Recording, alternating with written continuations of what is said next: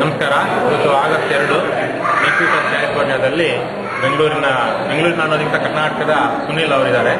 Blue ಪ್ಲಾನೆಟ್ನಲ್ಲಿ ಓಡುತ್ತಿರುವ 20 ಜನ ಓಟಗಾರರಲ್ಲಿ ಏಕೈಕ ಭಾರತೀಯ ಕನ್ನಡಿಗ ಸಹ. ಈಗ ಅವರು ತಮ್ಮ ಬಗ್ಗೆ, ಈ ಓಟದ ಬಗ್ಗೆ 4 ಮಾತುಗಳನ್ನ ಮಾತಾಡ್ತಾರೆ. ನಮಸ್ಕಾರ, ನಾನು ಸುನೀಲ್ ಜಯರಾಜ್ ಅಂತ, ಕೋಲಾರ, ಕರ್ನಾಟಕ.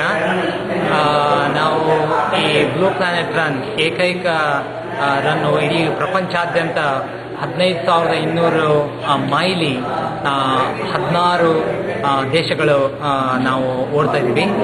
ನಾವು ಜೂನ್ 1ನೇ ತಾರೀಕು ನ್ಯೂಯಾರ್ಕ್ ವಿಶ್ವಸಂಸ್ಥೆಯಿಂದ ಸ್ಟಾರ್ಟ್ ಮಾಡ್ತೀವಿ. ವಿಶ್ವಸಂಸ್ಥೆ ಹೆಡ್ ಕ್ವಾರ್ಟರ್ಸಿಂದ ಇವಾಗ ನಾವು ಸ್ಯಾನ್ ಫ್ರಾನ್ಸಿಸ್ಕೋ ನಗರದಲ್ಲಿ 13 ದೇಶಗಳ ನಂತರ 10,700 ಮೈಲಿ ಮುಗಿಸಿದ್ದೀವಿ. ಇವತ್ತಿನ ದಿವಸ ಇಲ್ಲಿ ಇಂಡಿಯನ್ ಕಮ್ಯುನಿಟಿನ ಮೀಟ್ ಮಾಡಿ ತುಂಬ ಸಂತೋಷ ಆಯಿತು. ಇನ್ನೂ 5,000 ಮೈಲಿ ನಾವು ಓಡಬೇಕು. ಕೆನಡಾ ಮುಖಾಂತರ ಓಡ್ತೀವಿ. ಇದೇನಕ್ಕೆ ಓಡ್ತಾ ಇದ್ದೀವಿ ಅಂತಂದರೆ ಕುಡಿಯೋ ನೀರಿಗಾಗಿ. ನಾನು ಕೋಲಾರದಲ್ಲಿ ಎಷ್ಟೊಂದು ಪ್ರಾಬ್ಲಮ್ಗಳು ನೋಡಿದ್ದೀನಿ. ಇವತ್ತಿನ ದಿವಸ ಬ್ಲೂ ಪ್ಲಾನೆಟ್ ರನ್ ಥ್ರೂ ನಾವು ಪ್ರಪಂಚಾದ್ಯಂತ ತುಂಬ ಕುಡಿಯೋ ನೀರಿನ ಪ್ರಾಜೆಕ್ಟ್ಗಳನ್ನು ಮಾಡ್ತಾ ಇದ್ದೀವಿ. ಇವಾಗ ನಾನು 20 ರನ್ನರ್ಸಲ್ಲಿ ಒಬ್ಬ. ಇದು ಸೆಲೆಕ್ಷನ್ ಪ್ರಾಸೆಸ್ ಯಾವ ರೀತಿ ಆಯ್ತಂದರೆ, ಪ್ರಪಂಚಾದ್ಯಂತ 3,000 ಅಪ್ಲಿಕೇಶನ್ ಬಂದಿದ್ದು. ಅದರಲ್ಲಿ ಅವರಿಗೆ ಬರೀ ರನ್ನರ್ಸ್ ಅಷ್ಟೇ ಅಲ್ಲ, ಈ ವಾಟರ್ ಪ್ರಾಜೆಕ್ಟ್ಸಲ್ಲಿ ಕೆಲಸ ಮಾಡೋಂಥವ್ರು ಬೇಕಾಗಿತ್ತು. ಸೊ ಆ ರೀತಿಯಿಂದಾಗಿ ನಾನು ವಾಟರ್ ರಿಸೋರ್ಸ್ ಮ್ಯಾನೇಜ್ಮೆಂಟಲ್ಲಿ ರಿಸರ್ಚ್ ಮಾಡ್ತಾ ಇದ್ದೀನಿ. ಹಾಗೂ ಬಾಂಗ್ಲಾದೇಶ, ನೇಪಾಳ, ಭಾರತದಲ್ಲಿ ಕೆಲಸ ಮಾಡ್ತಾ ಇರೋದ್ರಿಂದ ನನಗೆ ಈ ಒಂದು ಅವಕಾಶ ಒದಗಿ ಬಂತು.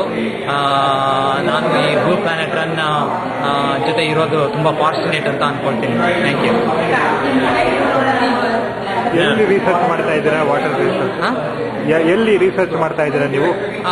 ನಾನು ಬಿಹಾರ್ ಹಾಗೂ ನೇಪಾಳದಲ್ಲಿ ಕೋಸಿ ರಿವರ್ ಬೇಸಿನ್ ಅಂತ ಇದೆ. ಅಲ್ಲಿ ತುಂಬ ಫ್ಲಡ್ ರಿಲೇಟೆಡ್ ಪ್ರಾಬ್ಲಮ್ಸು. ಸೊ ಅಲ್ಲಿ ಎಂಬ್ಯಾಂಕ್ಮೆಂಟ್ಸ್ ಯಾವ ರೀತಿ ಆಯ್ತು ಅಂತ ಹೇಳ್ಬಿಟ್ಟು ಒಂದು ಮ್ಯಾಥಮೆಟಿಕಲ್ ಮಾಡೆಲಿಂಗ್ ಅನಾಲಿಸಿಸ್ ಮಾಡ್ತಾ ಇದ್ದೀನಿ. ಇವಾಗ ನಾನು ಮಿಶಿಗನ್ ಸ್ಟೇಟ್ ಯೂನಿವರ್ಸಿಟಿನಲ್ಲಿ ಈ ರಿಸರ್ಚ್ ಮಾಡ್ತಾ ಇದ್ದೀನಿ.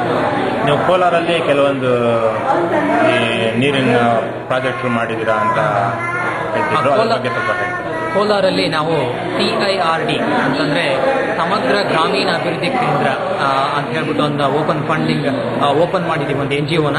ಸೊ ಅದ್ರ ಥ್ರೂ ನಾವು ರೈನ್ ವಾಟರ್ ಹಾರ್ವೆಸ್ಟಿಂಗ್ ಪ್ರಾಬ್ಲಮ್ಸನ್ನು ಟ್ಯಾಕಲ್ ಮಾಡ್ತಾ ಇದ್ದೀವಿ.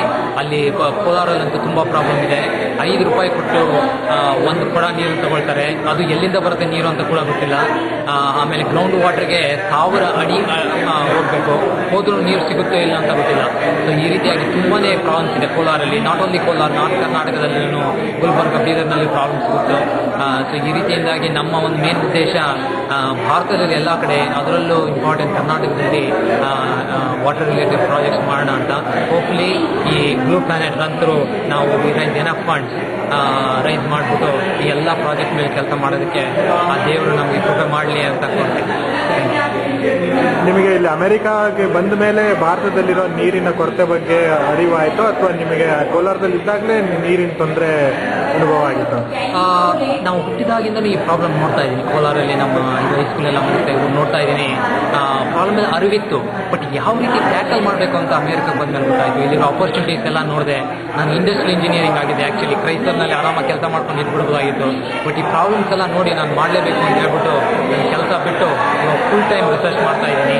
ಎಷ್ಟೊಂದು ಖುಷಿ ಸಿಗುತ್ತೆ ನನಗೆ. ಸ್ವಲ್ಪ ಹಣ ಕಮ್ಮಿ ಬರ್ತಾ ಇರ್ಬೋದು, ಬಟ್ ತುಂಬ ಖುಷಿ ಸಿಗುತ್ತೆ. 6 ತಿಂಗಳು ನಾನು ಇಂಡಿಯಾನಲ್ಲೇ ಇರ್ತೀನಿ, 6 ತಿಂಗಳು ಮತ್ತು ಇಲ್ಲಿ ಇರ್ತೀನಿ.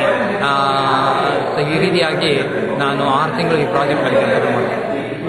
ಕೊನೆಯದಾಗಿ ಕನ್ನಡಿಗರಿಗೆ ತುಂಬ ಹೆಮ್ಮೆ ವಿಷಯ ನಿಮ್ಮಲ್ಲಿ ನೋಡಿರೋದು.